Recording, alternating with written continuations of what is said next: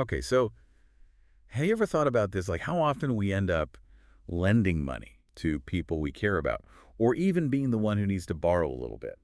Yeah, definitely. I mean, it's pretty common in our close relationships, right? It is. It's like this unspoken part of being close to someone that you're there for them, financially too, if they hit a rough patch. Right, exactly. And that's exactly what we are going to dive into today, the whole world of personal loans between friends and family. Oh, yeah. It can get kind of messy, can it? Oh, it absolutely can. And that's why we're here to sort of untangle it all, provide some insights, strategies even, to help people navigate these situations. Because good intentions only get you so far right when actual money is involved. Totally. And that's what makes this so fascinating to explore.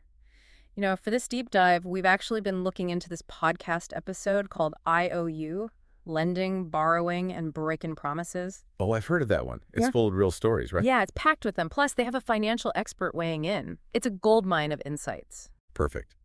So let's get into it. What really jumped out at me was just how emotionally charged this whole thing is.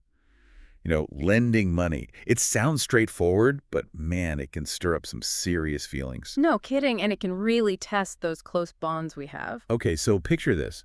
Your friend, your family member is struggling financially. Mhm. Your instinct is to help, right?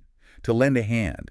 It feels natural, a way to show you care. Of course, it's that human impulse to support those we love. But the second money enters the picture, that dynamic between you shifts a little bit, doesn't it? Oh, for sure, yeah. There's Yeah. this almost unspoken power dynamic that comes into play. Like even with the best intentions, right? Exactly. The lender, it's natural to expect that the money will be repaid. It's a loan, after all. But for the borrower, while they're probably super grateful, there might be this, even if it's subconscious feeling that, hey, maybe a little leniency is okay here. We're close, right? So it becomes about more than just the money at that point. Totally. It's about those unspoken expectations and how they match up or don't with the reality of the situation. And when those expectations are out of sync, That's when things can get really complicated. It's not just about the dollars and cents anymore. It starts to touch on the core of the relationship, how much each person values it, what they expect from it. The podcast actually mentioned a study that found that something like 37% of friendships end because of unpaid debts. wow, that's a huge number.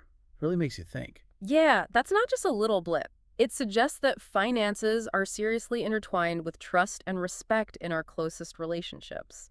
Lending and borrowing, it's loaded with symbolic meaning that goes way beyond the dollar amount. Right, it's like a little promise attached to that money. Exactly. And it's easy to forget that until things go wrong. And speaking of things going wrong, let's be real here. It's not always that someone sets out to just not repay a loan, right? No, most of the time, people genuinely intend to pay back what they borrowed. It's just that life happens. Exactly. Life has this way of throwing curveballs, job losses, unexpected medical bills, things breaking down that need fixing. It all piles up, and suddenly that repayment becomes way harder than initially anticipated. And then sometimes out of stress or embarrassment, communication breaks down, and that's when things can really spiral, Right. It's like that feeling of, I don't want to disappoint them, so I just won't bring it up. which only makes it worse in the long run. Oh, absolutely.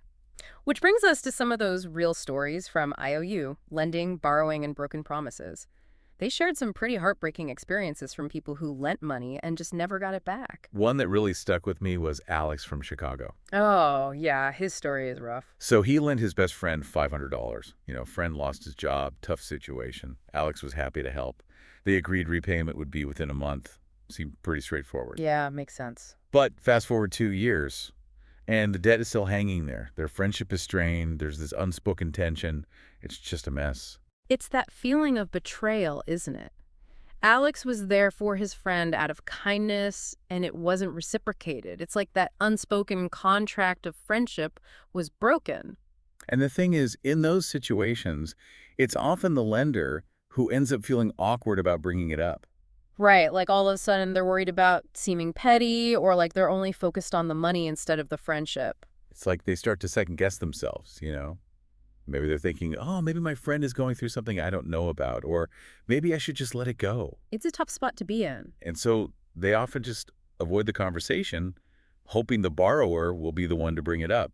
Which, as the expert on the podcast pointed out, is almost always the worst thing you can do. Avoiding the issue only lets it fester. It becomes this elephant in the room, creating this weird distance and resentment on both sides. The lender might feel taken advantage of, and the borrower, Well, they're probably drowning in guilt and pressure. It's a recipe for disaster, really. Totally. Yeah.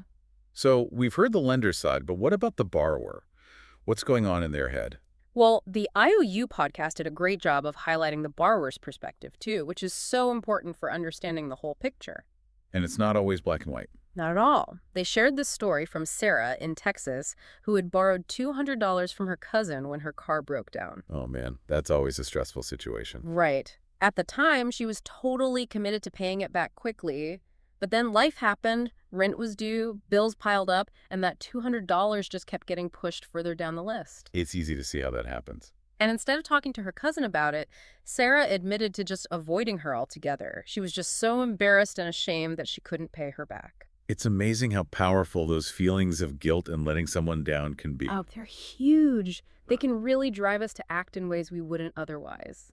And in Sarah's case, it was easier to just avoid her cousin than face that awkward conversation and potential judgment. It's like that classic avoidance tactic, right? Hoping that if you ignore it, it'll just go away. Yeah, that's exactly what the financial expert on the podcast called it, debt avoidance. Basically, we stick our heads in the sand and pretend the problem doesn't exist. But as we've seen, it almost always backfires. The lender doesn't just forget. They probably feel increasingly ignored, like the borrower doesn't value their relationship enough to even address the issue. So much damage can be done by just not talking about it. Okay, so we've seen how messy things can get. Yeah. So what can people actually do to navigate these situations in a healthier way? Are there any preventative measures, anything to do at the very beginning to avoid these pitfalls? The IOU podcast had some great advice on that. And the biggest thing is setting clear boundaries right from the start. Makes sense. When a friend or family member asks for a loan, it can be really hard to say no. It is. It feels like you're letting them down, but it's crucial to push past that discomfort and have an open and honest conversation about it. And the best time to do that is right at the beginning, before any money changes hands. Absolutely. And a huge part of that is actually discussing and agreeing on the terms of repayment right there at the outset. Even if it feels a little formal. Even then, because it actually protects the relationship in the long run. Yeah, it takes away that ambiguity. Right. It shifts the whole dynamic from this vague act of goodwill to a much more defined financial agreement within the context of your personal relationship. So how do you actually go about doing that? I mean, it might feel weird sitting down with a friend and hammering out a loan agreement. It might, but it's so worth it. Hmm. And it doesn't have to be complicated. You know, the podcast even gave some examples. For smaller amounts, they recommended using apps like Venmo or PayPal. A lot of them have built-in features to track and even request payments. Oh, that's smart. You've got that digital record right there. Exactly. And for larger sums, they recommended something even simpler, a written IOU, or even just a text message confirming the amount and the agreed-upon repayment date. Something like, you'll repay $500 by date. Simple and clear. Exactly. Just having that agreed-upon record can make a world of difference in managing expectations and making repayment so much smoother. So what happens when you're the lender and that repayment date comes and goes? How do you approach that conversation without causing a major rift? It's a delicate dance, for sure.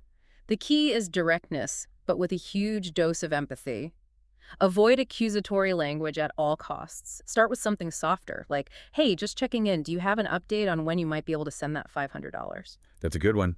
It opens the door for conversation without putting the borrower immediately on the defensive. Exactly. But what if, despite those gentle nudges, they still avoid talking about it?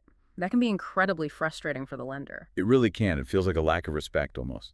So what's the advice there? Well, it kind of depends on the amount of money involved. For smaller amounts, sums that you can realistically absorb without causing yourself financial hardship, the podcast suggested considering it a learning experience and maybe just letting it go. To preserve the relationship. Exactly. It's a tough call, but sometimes that emotional cost of chasing a small debt is just not worth the potential damage to the friendship. I could see that. But what about when it's a more significant amount? Something that you really can't afford to just write off. In those cases, it's important to be gentle but firm. Remind the borrower of the initial agreement you made together. You can say something like, hey, remember when I lent you that amount? We agreed it would be repaid by date. Is everything okay? Is there maybe a different repayment plan we could work out together that might work better for both of us? So still approaching it with empathy. Always. But also reinforcing that expectation of repayment and offering to collaborate on a solution is much more likely to lead to a positive outcome than just making demands. Right. It's like you're in it together, trying to find a way forward. Exactly. But sometimes, even with the best intentions, the smartest move is to just not lend the money in the first place. Yeah, I was going to say, it's got to be the hardest thing in the world to tell a friend or family member, sorry, I can't lend you money right now. Oh, absolutely. It feels awful. But the IOU podcast had some really clever ways to handle it. Instead of that direct, I can't, which can sound pretty harsh, they suggested framing it as a personal policy, a general rule you follow. So it's not about them specifically. Right. You could say something like, I really wish I could help, but I have this personal rule about not lending money to friends and family. It sets a clear boundary without making it a judgment on the borrower or their situation. That's a really good strategy. So, as we wrap up this deep dive into the complex world of lending and borrowing between loved ones, what are the key things our listeners should take away from all of this? Well, if there's one big message to remember from the IOU podcast and our conversation today, it's that while money can definitely complicate personal relationships, clear, open, honest communication right from the very start is crucial. Communication and boundaries, those are the pillars, right? Absolutely. Set those expectations early. Be upfront about what you're comfortable with and what you're not. It can prevent so much heartache and misunderstanding down the road. And for lenders specifically, the IOU podcast had this golden rule that I just love. Never lend money you're not genuinely prepared to consider a gift. Ooh, that's a good one. It might sound a little harsh at first, but it's so true. It sets a realistic expectation. It helps you protect yourself emotionally and financially. Because sometimes, even with the best intentions, things just don't work out the way you hoped. And for borrowers, the most important thing is honesty. If you're facing difficulties with repayment, don't avoid the conversation. Oh. Be upfront with the lender. Explain what's happening. Chances are they'll be much more understanding than you think. Because at the end of the day, honesty is what truly preserves those close bonds. It really is. It's more valuable than any amount of money. So true. Yeah. So to all our listeners out there, we'd love for you to think about your own experiences with lending or borrowing from people you're close to. Have you run into similar situations? What did you learn from them? And maybe even take it a step further. Think about how more open and honest conversations about financial expectations and boundaries within your friendships and family could actually change the dynamics of those relationships. Could it make them even stronger and more resilient in the long run? It's definitely something worth pondering. Food for thought, for sure. Absolutely.